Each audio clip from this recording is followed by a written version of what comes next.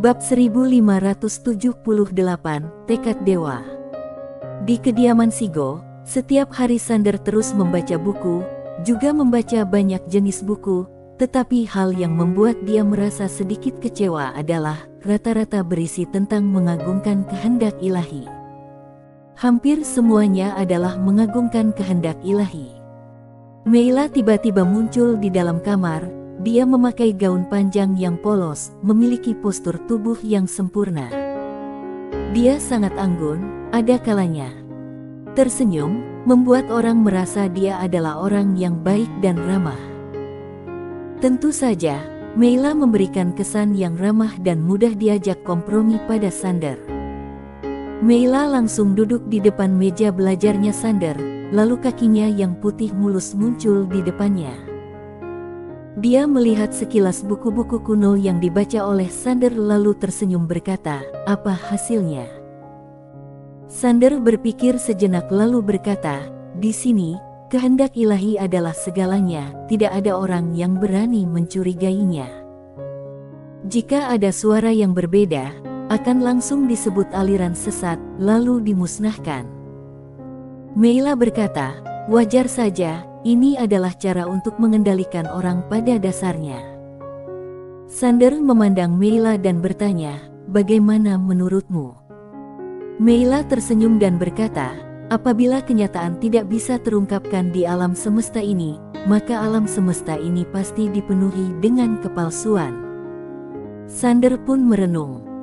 Meila melambaikan tangan kanannya di depan Sander, lalu tersenyum berkata, "Apa yang sedang kamu pikirkan?" Sander menenangkan hati dan pikiran, lalu berkata, "Apa benar perbuatan Aula Laksa Dewa ini adalah maksud dari kehendak ilahi?" Meila sedikit kaget dan bertanya, "Kenapa bisa ada pemikiran seperti ini?" Sander merenung sejenak dan berkata, "Dari kondisi sekarang, aku tidak merasa dewa itu memiliki hati yang sempit. Karena orang yang bisa menciptakan peradaban baru, sistem baru pasti adalah orang yang luar biasa. Hati dan pemikiran orang seperti ini tidak mungkin sesempit yang kita kira." Meila sedikit tertarik dengan topik ini dan bertanya, "Menurutmu, semua perbuatan ini bukanlah maksud asli dari dewa, melainkan maksud dari Aula Laksa Dewa sendiri?" Sander menganggukkan kepalanya, "Iya." Meila berjalan ke depan Sander. Dia memandang Sander dari atas dan mengedipkan mata berkata, "Coba lanjutkan lagi." Sander bisa merasakan aroma wangi dari tubuhnya Meila. Dia menenangkan hati dan berkata dengan serius, "Meminjam mana dewa, untuk menguasai alam semesta dan menguntungkan diri sendiri." Meila mandang Sander dan berkata, "Coba jelaskan dulu kenapa kamu bisa mengira hati dewa itu tidak begitu sempit. Apakah hanya tebakan, atau ada buktinya?" Sander duduk sedikit ke belakang lalu tersenyum berkata, "Hanya tebakanku saja." "Oh." Meila hanya menjawab satu kata saja, bisa dilihat dia tidak puas dengan jawaban ini. Sander lanjut berkata, "Aku pernah berjumpa dengan master sesungguhnya. Mereka tidak akan takut orang lain lebih kuat darinya, malah takut tidak ada orang yang lebih kuat darinya. Kehendak ilahi mengandalkan tekadnya menundukkan begitu banyak master, oleh karena itu, aku yakin orang seperti itu pasti bukan orang yang berhati sempit. Tentu saja semua ini hanya tebakanku saja." Meila meliriknya sekilas lalu tersenyum berkata, "Tebakanmu ini sedikit menarik." Sander tersenyum dan berkata, "Aku perlu membangun ketertiban. Dari sisi tertentu, kehendak ilahi ini adalah lawanku. Aku seharusnya menghormati dan memandang tinggi lawanku ini." Meila berkata, "Berdasarkan tebakanmu, Aula Laksa Dewa menguasai pemikiran para rakyat untuk mengagungkan kehendak ilahi, tapi semua ini adalah pemikiran mereka sendiri." Sander tersenyum dan berkata, "Aku juga sembarangan tebak saja." Meila berkata, "Menurutku pemikiranmu ini sedikit menarik, coba jelaskan lebih detail lagi." Sander berkata, "Keyakinan Aula Laksa Dewa adalah kehendak ilahi. Master tingkat dewa utama bisa berdiri tegak, pasti memiliki kewibawaan yang kuat untuk mengurung pemikiran para rakyat. Aku tidak tahu apakah akan membawa keuntungan bagi dewa itu, tapi pasti ada keuntungan bagi para dewa di Aula Laksadewa. Intinya, peradaban ini memiliki pihak yang diuntungkan. Mereka terus berada di sisi kehendak ilahi. Dari luar dilihat seolah demi kehendak ilahi, sebenarnya hanya mengatasnamakan dewa untuk mengambil keuntungan pada diri sendiri. Meila memandang Sander, lalu senyuman di wajahnya mulai menghilang dan mukanya menjadi serius. Kalau begitu, coba kita berimajinasi, misalnya kehendak ilahi ingin mengubah kondisi ini, akan bagaimana? Tidak, misalnya kamu adalah kehendak ilahi. Apa yang akan kamu lakukan untuk mengubah kondisi ini? Sander merenung sejenak lalu berkata, sangat sulit. Meila lanjut bertanya, sulit di mana? Sander menjawab, dari segi budaya yang kamu katakan sebelumnya, kehendak ilahi sudah menjadi sebuah budaya. Dewa ingin mengubah posisi ini, maka harus mengubah pemikiran para rakyatnya, tapi hal seperti ini tidak wajar. Setelah itu, Sander diam sejenak dan lanjut berkata, seperti raja di masa kuno, dia diangkat karena berasal dari keluarga bangsawan, dia melambangkan keuntungan dari keluarga. Meskipun dia tahu, jika keluarga bangsawan terus berkembang menjadi besar dan kuat, pasti akan membahayakannya. Tapi, dia juga tidak bisa mengubahnya, karena sekali dia ingin mengubah, pasti akan ada banyak yang protes. Meila mulai merenung. Sander mendadak berkata, aku ada dua cara. Meila memandang Sander dan tersenyum berkata, katakan saja. Meila tersenyum, tidak perlu takut, aku juga bukan orang dari Aula Laksadewa. Sander menganggukkan kepalanya dan berkata, ada dua cara untuk mengubah kondisi ini. Cara pertama adalah langsung menjatuhkan dan bangun kembali. Ini adalah cara yang paling cepat, tapi sangat berbahaya. Meila bertanya, cara keduanya? Sander berkata dengan serius, revolusi. Meila memandang Sander, maksudmu revolusi internal? Sander menganggukkan kepalanya dan menjelaskan, revolusi internal, pasti akan ada suara yang berbeda, maka biarkan suara yang baru untuk membenarkan segalanya. Tentu saja, ini sangat berbahaya, jika tidak berhasil maka segalanya akan kembali seperti semula.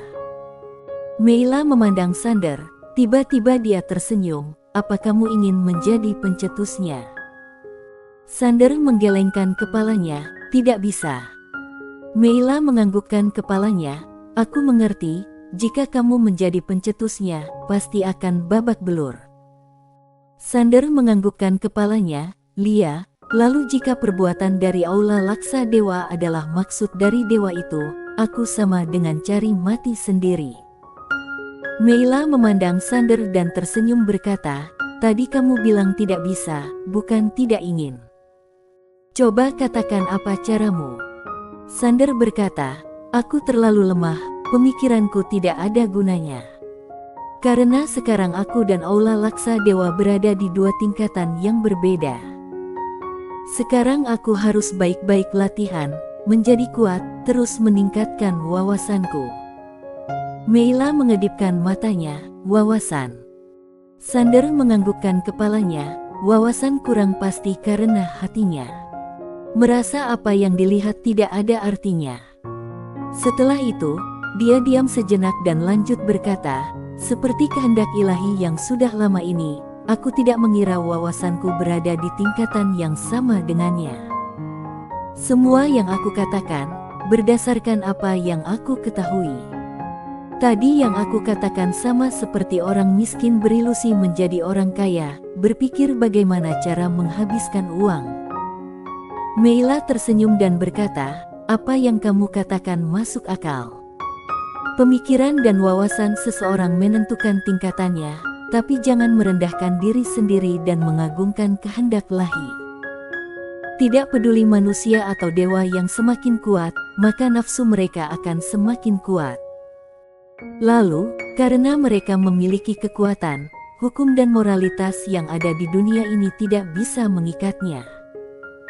Mereka bisa bertindak segalanya yang tidak bisa dibayangkan oleh manusia biasa.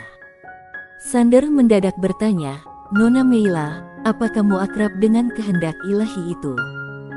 Meila menggelengkan kepalanya, "Tidak akrab." Sander menganggukkan kepalanya dan tidak berkata apapun lagi. Meila berjalan ke samping, dia memandang keluar sambil merenggangkan tubuhnya. Seketika postur tubuhnya terlihat sangat sempurna.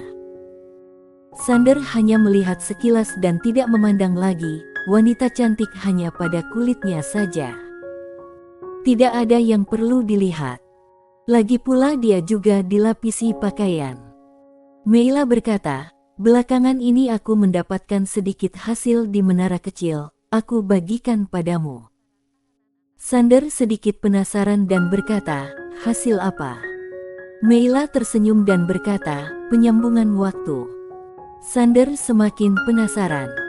Meila berkata, "Intinya, bisa mengeluarkan waktu di menara kecil dan menyambung dengan dunia luar." Sander mengedipkan matanya, "Bisa ya?" Meila menganggukkan kepalanya. Sander meletakkan buku di meja dan lanjut bertanya, "Apa efeknya?" Meila tersenyum dan berkata, "Jalan waktumu lebih tinggi dari jalan waktu di dunia ini. Intinya, saat lawanmu masih berada di gerakan pertama, kamu sudah lanjut ke gerakan kedua, kalian berada di dunia yang sama, tapi jalan waktu yang berbeda." Sander seketika tertarik dan berkata, "Bagaimana caranya?" Meila mengedipkan matanya, "Bukan hal yang harus kamu pikirkan sekarang ini."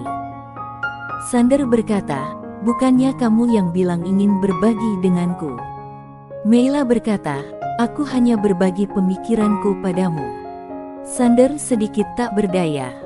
Meila tersenyum dan berkata, "Aku sudah melakukan percobaan dan berhasil. Tapi, cara ini tidak cocok denganmu, kamu harus cari cara sendiri." Setelah itu, dia tersenyum, "Sander, kamu tidak boleh tanpa imbalan apapun loh." Sander sangat kesal. Meila tersenyum dan berkata, "Aku mau jalan-jalan, bolehkan berikan aku sedikit uang? Aku mau kristal sejati." Sander menganggukkan kepalanya, "Boleh, mau berapa?" Meila berkata, 100 juta. "Apa?" Sander mengira dirinya salah dengar, dia sedikit kaget, 100 juta. Meila mengedipkan matanya, "Banyak, ya?" Sander bertanya balik, "Menurutmu tidak banyak?" Meila merenung sejenak dan berkata, "Semua ini salahku." Sander menganggukkan kepalanya, merasa sedikit tenang.